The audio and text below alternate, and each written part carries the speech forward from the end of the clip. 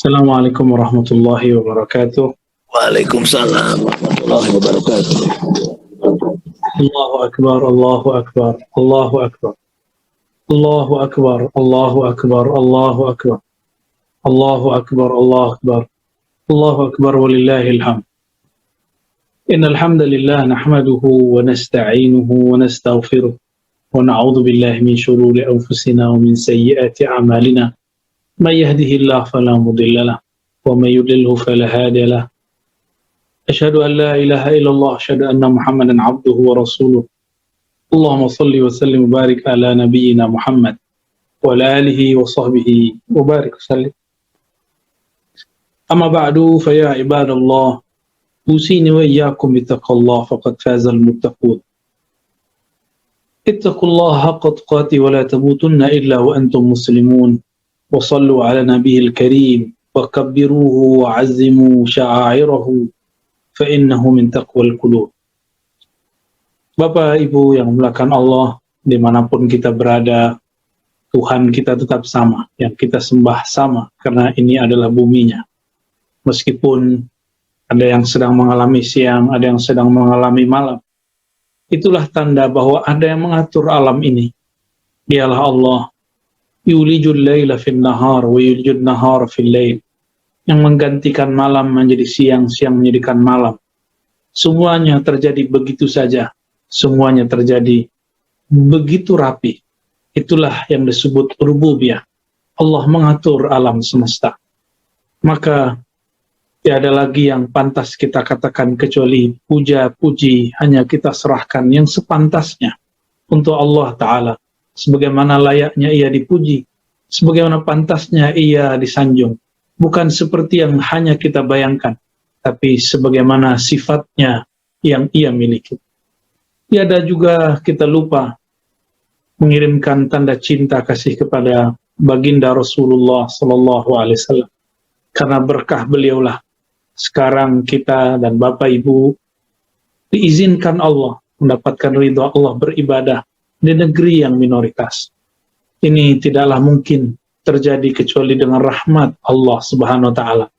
Dan Allah mengatakan rahmat Allah itu adalah Rasulullah. Wa ma arsalnaka illa rahmatan lil alamin. Tidaklah kami mengutus engkau hai Muhammad kecuali membawa rahmat kasih sayang bagi alam semesta. Maka siapa saja yang ingin menjadi pewarisnya, jadilah pembawa rahmat, penyebar kasih sayang, agen cinta kasih kepada siapapun, dimanapun berada. Tidak mesti seorang ulama, tidak mesti seorang ustadz, tidak mesti seorang santri, tidak mesti seorang tokoh-tokoh yang mampu membaca kitab-kitab suci. Siapapun yang ingin mewarisinya, maka ambillah sifat kasih sayangnya. Allahumma salli wa sallim wa barik ala nabiyina Muhammad. Ya Allah, sampaikanlah salam kami, cinta kami, rindu kami kepada zat sosok yang membawa cinta kasih kepada kami. Kalau bukanlah karenanya ya Allah, kami tidaklah mampu sholat hari ini. Kalau bukanlah karenanya ya Allah, kami tidak mengenal Engkau dan ajaran-ajaran Engkau. Kaum muslimin, kaum muslimat rahimakumullah. Alhamdulillah, sudah 1 bulan kita melewati bulan yang sangat suci. Dan di dalam Al-Quran, Allah menyebutkan syahrul Ramadan alladzi unzila fihi al-Quran. Ramadan itu adalah bulan diturunkan Al-Quran dan Furqan, ya, sebagai hudal linnas, petunjuk bagi manusia, dan bayinat minal huda, dan penjelasan bagi petunjuk tersebut. Lalu di dalam hadis-hadis Nabi SAW dikatakan bahwa Ramadan bukan hanya sekedar menahan lapar dan haus, tapi juga menahan emosi kita, menahan kebencian, menahan iri dan dengki. Nabi SAW mengajarkan, tidaklah seseorang itu dilirik puasanya. Falaysa lillahi hajatun. Ya, Allah tidaklah melirik puasa seseorang. Ya, siapa yang puasanya hanya meninggalkan lapar dan haus, tapi tidak meninggalkan qaul zur, kata-kata yang kasar, kata-kata yang kotor, kata-kata yang dusta. Maka ciri-ciri kita yang berhasil melewati puasa sebulan yang lalu adalah mampu mengurangi kata-kata yang tidak bermanfaat. Min husni islamil mar'i tarkuhu ma la ya'ni. Salah satu cara, salah satu ciri daripada sempurnanya Islam seseorang, keislaman kita salah satunya adalah puasa, yaitu dengan tarkuhu ma la ya'ni, meninggalkan hal yang tidak bermanfaat. Mulailah mengurangi sosial media yang tidak bermanfaat. Mulailah mengurangi interaksi-interaksi yang tidak bermanfaat. Bermanfaat itu berarti bermanfaat untuk diri sendiri dan orang lain. Bermanfaat untuk alam semesta. Bermanfaat untuk dunia dan akhirat. Tentunya manfaat yang paling kita perlukan adalah manfaat di akhirat sana. Bapak Ibu, jamaah Idul Fitri yang makan Allah. Idul Fitri, Aid berarti kembali. Fitr berarti makan. Aid juga berarti merayakan. Maka Idul Fitri berarti merayakan kembali, mensyukuri nikmatnya makan. Fitr oleh ulama kita diartikan fitri, fitrah. Maka sebagian mengatakan Idul Fitrah, kembali kepada fitrah. Meskipun secara bahasa ini banyak dikritik oleh para ulama, tapi maknanya sesuai dengan hadis Nabi, ghufira lahu ma taqaddama min dzambi. Orang yang serius bersungguh-sungguh melewati malam-malam Ramadan, siang-siang Ramadan, maka Allah ampuni dosa-dosanya yang masa lalu. Barangkali itu kesesuaian yang disebut kembali kepada fitrah. Tentunya itu adalah dosa-dosa yang kecil, dosa-dosa yang besar. Mesti kita bertobat dan mengaku di hadapan Allah Subhanahu wa ta'ala. Jamaah Idul Fitri yang bukan Allah, meskipun jauh dari kampung halaman, ruh kita sebenarnya tidaklah jauh. Al-arwah junudun mujannadah. Arwah itu mereka berbaris-baris, mereka berkumpul. Jika mereka mengenal dahulu, maka mereka akan mengenal sekarang. Jika mereka dahulu tidak mengenal, maka sekarang pun tidak bersapa-sapaan, dan mereka pun tidak berbaikan. Bapak Ibu yang bukan Allah, inilah sifat daripada ruh. Ruh itu ketika ditiupkan Allah ke dalam jasad, maka menjadilah dia jiwa. Di dalam jiwa itu ada qalbu. Qalbu inilah jika ia baik, maka baiklah semua. Jika ia buruk, maka buruklah semua. Nabi SAW mengatakan, "Idza salahat, salahal jasadu kullu." Jika qalbu itu baik, maka semuanya menjadi baik. Jika ia buruk, maka semuanya menjadi buruk. Dalam hal ini, marilah kita mulai memperbaiki isi qalbu. Karena sesungguhnya Allah Subhanahu wa ta'ala memandang ke dalam qalbu. Meskipun kita tiada yang suci, meskipun kita tiada yang selalu benar, tiada yang sempurna, kecuali hanya Allah Subhanahu wa ta'ala. Bapak Ibu yang melakukan Allah, qalbu ini di dalam Al-Quran disebutkan lebih sering daripada sholat, lebih sering daripada zakat, lebih sering daripada semuanya. Maka qalbu ini harus menjadi perhatian kita. Karena jangankan orang awam, ulama pun akan diuji qalbunya. Ulama pun akan diuji rasa di dalam batinnya. Maka Imam Ghazali mengatakan, busuk hatinya para ulama lebih berbahaya daripada busuk hatinya orang awam. Hasadal ulama, inna hasadal ulama adarru minal awam. Sesungguhnya hasadnya para ulama, penyakit hatinya para ulama lebih berbahaya daripada penyakit hatinya orang-orang awam. Karena jika manusia biasa, orang-orang biasa yang tidak memahami Al-Quran dan Sunnah, dalil-dalil dengan baik, jika dia iri, paling dia iri cuma dalam hal duniawi, iri dalam hal rezeki. Tapi jika ada ulama yang iri, maka dia iri membawa ayat-ayat suci. Dia menggunakan mimbar-mimbar suci. Dia akan menggunakan simbol-simbol yang suci untuk membenarkan sikap-sikapnya. Oleh karena itu, kami sendiri pun terus bertarung dengan diri sendiri, terus mencoba untuk melawan diri sendiri. Apa kata Rasulullah SAW? Inna a'da'adaika ma baina janbaik. Jangankan orang-orang yang awam, para asatis, para ustadz kiai, sama saja. Nabi mengatakan, musuh utamamu bukanlah orang lain, bukanlah Yahudi, bukanlah Nasrani saja, tapi musuh terbesarmu adalah dirimu sendiri, egomu sendiri, sifat burukmu sendiri. Atas dasar itulah Allah menurunkan para nabi. Karena para nabi telah tiada secara jasadiah, Allah kemudian mewariskan estafet ini kepada para ulama-ulama yang mengenalnya, bukan sekedar ulama-ulama yang bermanis mulut dengan ayatnya. Di dalam Al-Quran dikatakan, innama yakhshallaha min ibadihil ulama. Sesungguhnya yang takut kepada Allah hanyalah ulama. Siapakah yang disebut ulama? Ulama itu adalah yang mengenal Allah. Namun apakah jaminan ulama itu kemudian tidak berdosa? Tentu tidak. Jika ulama saja tidak dijamin suci, apalagi kita. Maka jangan pernah mengkultuskan seorang guru. Jangan pernah mengkultuskan seorang ustaz. Apalagi hanya seorang zuriat keturunan Rasulullah, dia tentu jika dia tidak alim, maka hanya darahnya yang suci, tapi sikap-sikapnya belum tentu suci. Atas dasar inilah kemudian kita memandang seseorang, memandang dengan ilmunya. Sayyidina Ali berpesan kepada murid-muridnya, la yakunul alimu aliman hatta ya'mala bi'ilmi. Seseorang itu tidak disebut berilmu sampai dia mengamalkan apa yang dia tahu. Maka kami mengajak diri sendiri dan kita semua, mulailah mengamalkan apa yang kita tahu. Dan mulailah mencari apa yang kita tidak tahu. Utlubul ilma. Carilah ilmu. Dan ilmu itu yang paling mulia adalah ilmu mengenal pemilik alam semesta. Tidaklah usah jauh-jauh memandang alam, gunung, pohon, langit. Alam yang paling dekat dengan kita adalah diri kita sendiri. Nabi mengatakan, inna quluba bani Adam.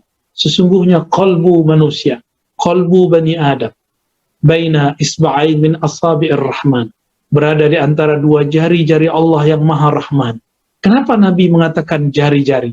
Meskipun Allah Ta'ala maha suci dari anggota tubuh fisik. Kenapa Rasulullah mengatakan rahman, maha pengasih?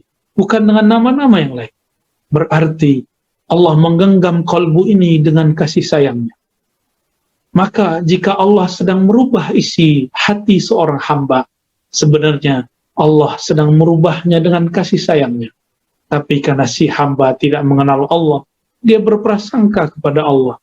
Akhirnya mengatakan Allah tidak adil kepadanya. Allah menakdirkan yang buruk kepadanya.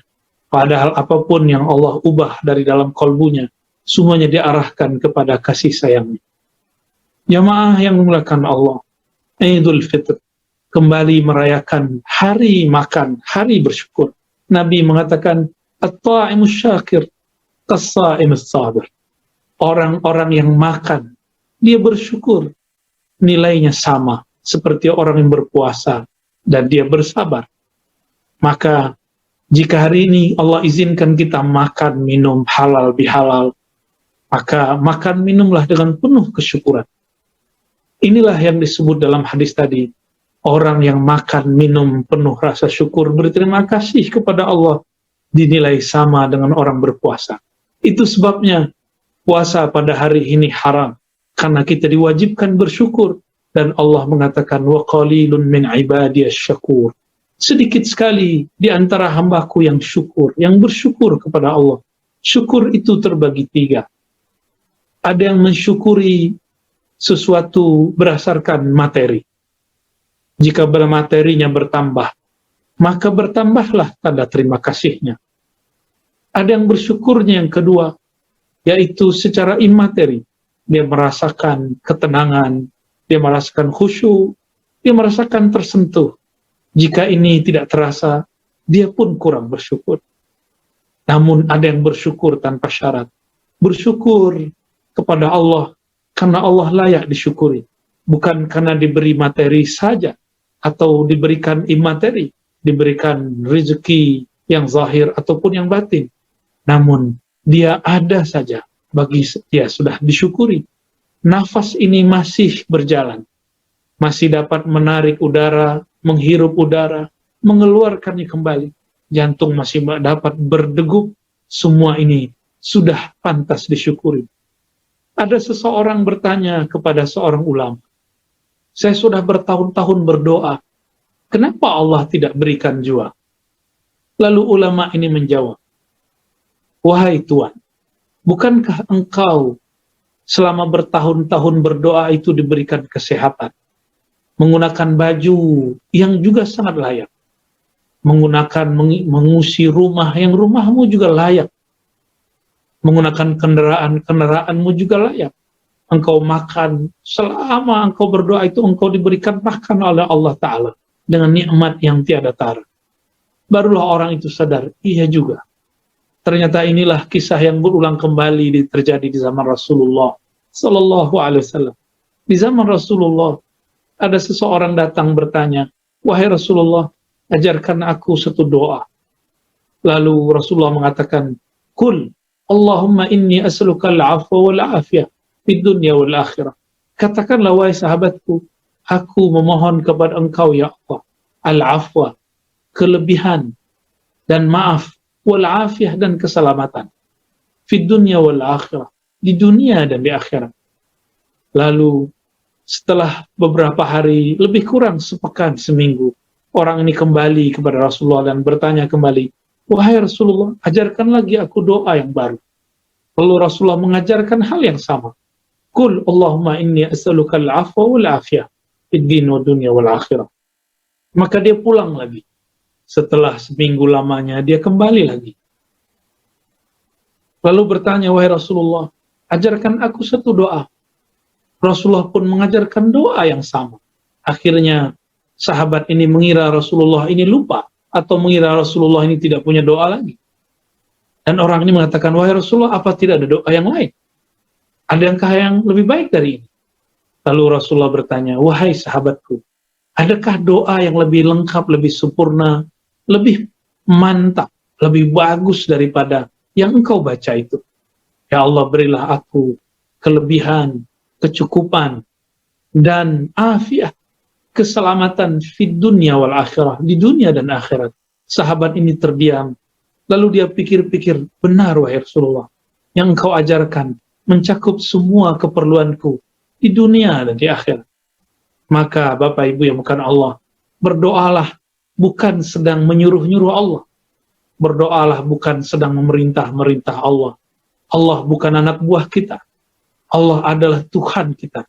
Malikul Mulk, raja di raja, bukan hanya sekedar atasan. Allah itu lebih daripada atasan. Allah itu atasannya para atasan, rajanya para raja, presidennya para presiden, pemimpinnya para pemimpin.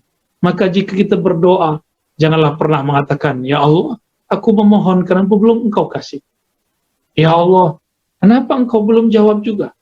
Orang-orang yang mengatakan itu dikatakan oleh Rasulullah, orangnya al-ajal, orangnya tergesa-gesa, dan semua doa yang tergesa-gesa diputuskan oleh Allah Subhanahu wa taala, dianggap tidak pernah berdoa. Suatu kali Rasulullah SAW mengatakan, kullu da'watin mustajabah. Semua doa pasti dijawab. Semua doa pasti diterima. Tapi kapan Allah berikannya, tentu lain cerita. Namun kemudian Nabi mengatakan, malam ya'jal, selama tidak tergesa-gesa. Sahabat bertanya, ya Rasulullah, mala ajal, apa yang engkau sebut dengan tergesa-gesa? Rasulullah kemudian menerangkan, al-ajal ayyakul al-abdu da'autullaha wa lam yujibli. Ketika seorang hamba berkata, bergumam, aku telah memohon kepada Allah, aku telah berusaha, aku telah tahajud, telah puasa, tapi kenapa Allah belum kunjung memberikan jua? Allah belum kunjung menjawab juga. Kata-kata seperti ini tidak pantas dikatakan oleh seorang yang kenal kepada Allah. Bapak Ibu jamaah yang dimuliakan Allah, Allah itu lebih kenal hambanya daripada seorang ibu terhadap bayinya.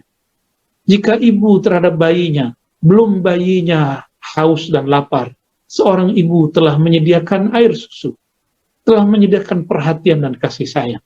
Allah lebih sayang kepada kita daripada sayangnya seorang ibu yang melahirkan bayi yang tercinta. Maka mulailah bangun kepercayaan kepada Allah. Mulailah bangun husnuzan, berbaik sangka kepada Allah. Inilah amal hati yang paling mulia. Jika di awal Ramadan, di tengah Ramadan kami mengajak, marilah berdoa meminta agar kolbu ini bersih. jantung kita ini tidak ada noda-noda. Meskipun itu sulit, tapi kita meminta salamat sadar, kebersihan kalbu. Meskipun ini hanya Allah yang tahu kapan terjadi. Maka amalan kita di bulan Syawal ini adalah husnuzan billah, berbaik sangka, membangun positive thinking kepada Allah Subhanahu wa taala. Mulailah setiap detik mengatakan, Allah pasti menghendaki kebaikan kepadaku. Mungkin aku yang kurang faham terhadap takdir Allah Subhanahu wa taala. Bapak Ibu yang mengasihi Allah, inilah yang dikatakan Nabi dalam hadis terakhir yang akan kami bacakan. La yamutanna ahadukum illa wa huwa yuhsinuz zanna billah. Janganlah kalian mati sampai kalian berbaik sangka kepada Allah. Karena kematian itu kita tidak tahu kapan datangnya. Bisa 1 jam lagi, bisa beberapa menit lagi, bisa esok hari, bisa setahun lagi, bisa bertahun-tahun lagi, kita tidak tahu. Mungkin beberapa kawan kita, sahabat kita sudah dahulu. Ada yang tua, ada yang muda. Maka berbaik sangka itu tidak menunggu tua, tidak menunggu badan ini, wajah ini, kulit ini keriput, tidak menunggu tubuh ini rentah. Tapi kapanpun, saat dimanapun, mari kita berbaik sangka. Tuhan kita sama, baik di sana ataupun di mana-mana. Bapak Ibu jamaah Idul Fitri yang dimuliakan Allah, mari amalkan 2 hal ini, membersihkan kolbu dari penyakit iri, dengki, dan yang berikutnya adalah husnuzan billah, berbaik sangka kepada Allah. Ana inda zanni abdi, aku berdasarkan persangkaan hambaku. Wa sallallahu ala nabi Muhammad, nas'alullah al-afwa wal afiyah lana wa li walidina wa li masyayikhina. Allahu akbar, Allahu akbar, Allahu akbar wa lillahil hamd. Nas'alullah al-maghfirah wa ridwan, fa'tabiru ya ulil absar la'allakum turhamun, wa tubu ilaihi wa kabbiruhu takbira, innahu kana bikum raqiba.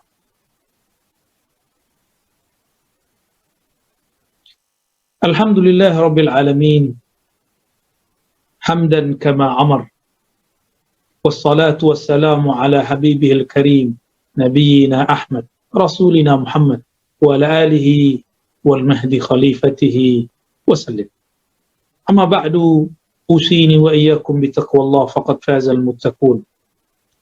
Ayuhal muslimun, ittaqullaha haqqa tuqatih wa'rifuhu haqqa ma'rifatih wa ta'allamu asma'ahu wa sifatahu wallahu yuwassilahu ila haqiqatihi insyaallah. Wa nas'alullaha an yuhassina ahwalana wa yughayyirana ila ahsanil ahwal. Inna Allaha malaikatahu yusalluna 'alan nabi. Inna Allaha malaikatahu yusalluna 'alan nabi ya ayyuhalladzina amanu sallu 'alaihi wa sallimu taslima. Allahumma salli ala sayyidina Muhammad wa ala ali sayyidina Muhammad kama sallaita ala sayyidina Ibrahim wa ala sayyidina Ibrahim wa ala ali wa barik ala sayyidina Muhammad wa ala sayyidina Muhammad kama barakta ala sayyidina Ibrahim wa ala sayyidina Ibrahim fil alamin innaka Hamidum Majid. Ad-du'a, Allahumma ighfir lil mu'minina wal mu'minat wal muslimina wal muslimat al ahya'i minhum wal amwat. Ya Allah, ampunilah kami, ampunilah semua orang-orang yang percaya kepada Engkau dimanapun mereka berada, yang sedang mengalami siang ataupun sedang mengalami malam. Allahumma bi'izzatika wa bimaghfiratika faghfir lana.